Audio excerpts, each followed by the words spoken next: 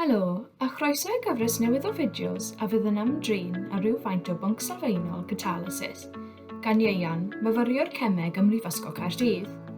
Yn y fideo hwn, rydyn yn egluro beth sy'n effeithio ar gyfradd adweithau a sut mae catalyddion yn gweithio. Mae adweithio cemegion gyda'i gilydd i wneud deunyddiau newydd yn gofyn am amodau penodol iawn.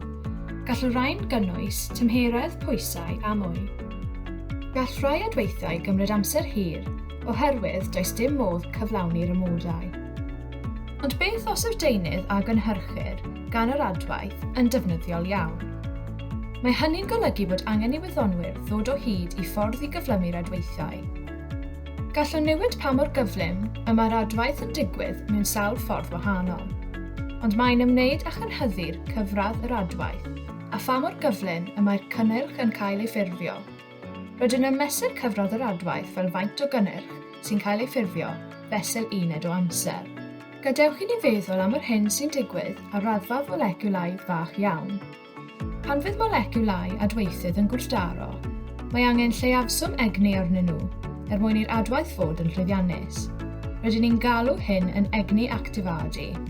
Gallwn feddwl am hyn fel beicwyr yn reidio beic i fyny all. Yr egni actifadi yw pellter vertigol o'r man cychwyn i'r uchder ar ben y bryn. Mae'n rhaid ni gael digon o egni i feicio dros ben y bryn. Os nad oes gennym ddigon o egni i wneud hyn, ni fydd yr adwaith yn llwyddiannus. Mae rhan fawr o gemeg yn gweithio ar sut i gynyddu cyfradd yr adwaith. Gellir gwneud hyn mewn sawl ffordd, ac mwyn deall hyn, mae angen i ni ystyried symudiad moleciwlau. Yn gyntaf, gallwn gynyddu pwysau neu grynodiad adweithyddion. Mae hyn yn cynyddu'r siawns o ymateb yn llwyddiannus, oherwydd bod ymylder gwrthdroiadau rhwng moleciwlau adweithydd yn cynyddu, sy'n golygu bod mwy o wrthdroiadau'n digwydd. Mae'r ymylder cynyddol hwn yn golygu bod mwy o wrthdroiadau'n digwydd fesul eiliad. Felly, mae'n fwy tebygol y gall rai o'r esgyn yr egni actifadi, gan gynyddu cyfradd yr adwaith felly. Gallwn hefyd gynyddu ar wynebedd adweithyddion. Mae hyn yn caniatáu i fwy o moleciwlau adweithydd fod yn agored i'w gilydd, gan gynyddu'r siawns o wrthdrawiad llwyddiannus ac eto cynyddu cyfradd yr adwaith. Mae rhain yn debyg iawn, felly os awn yn ôl at gyfatebiaeth y beicwyr, gallwn ddychmygu bod gan y ddau ohonynt fwy o feicwyr yn ceisio mynd dros y bryn. Mae siawns uwch y bydd rai ohonynt yn llwyddiannus. Mae cynyddu'r tymheredd hefyd yn cynyddu cyfradd yr adwaith trwy gynyddu egni cinetig moleciwlau'r adweithydd. Dyma ein egni symud. Mae'r moleciwlau'n symud o gwmpas yn gynt o lawer ar dymheredd uwch, a bydd gwrthdrawiadau mwy llwyddiannus rhwng moleciwlau, gan y bydd ganddyn nhw fwy o egni na rwystyr egni actifadi. Dychmygwch fod ein beicwyr bellach yn pedlo'n gyflymach gan roi mwy o egni cinetig i'r beic, ac felly efallai y bydd ganddo well siawns o gael digon o egni i fynd dros y bryn yn llwyddiannus. Yn olaf, gallem ddefnyddio catalydd i gynyddu'r cyfradd yr adwaith. Mae catalyddion yn caniatáu i gemegau, a fyddai fel reol yn gofyn am amodau adweithio eithafol, neu amseroedd ymateb hir, gael eu cynhyrchu'n gyflym ac yn ddiogel. Mae catalyddion yn gwneud hyn trwy darparu llwybr amgen, sy'n caniatáu i'r moleciwlau adweithydd gael egni cinetig is a dalu ymateb heb iddo ei hun, gael ei ddefnyddio'n uniongyrchol yn yr adwaith neu ei newid o gwbl.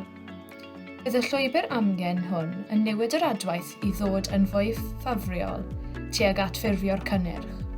Wrth edrych yn ôl ar ein beicwyr, gallant gymryd llwybr lle mae'r bryn yn llawer is, gan ei gwneud hi'n llawer haws iddynt gwblhau eu taith. Mae'r egni actifadi yn isel. Gallwn feddwl am hyn fel beicio o Aberhonddu i Gaerdydd. Pen y fan yw'r mynydd uchaf yn ne Cymru. Byddai'n cymryd llawer o egni i'r beiciwr feicio i fyny'r inclein 850 medr. Fodd bynnag, mae gan yr A470 y brif ffordd sy'n rhedeg rhwng y ddau le. Uchder uchaf o ddeiti 440 medr. Mae cymryd y llwybr amgen hwn yn gwneud hi'n ofynnol i'r beicwyr ddefnyddio llawer llai o egni ac mae'n cyfateb i ddefnyddio catalydd mewn adwaith cemegol. Mae gostwng yr egni actifadu mewn llawer o adweithau yn golygu y bydd mwy o foleciwlau, y bydd ganddynt ddigon o egni o'r esgyn y rwystr egni.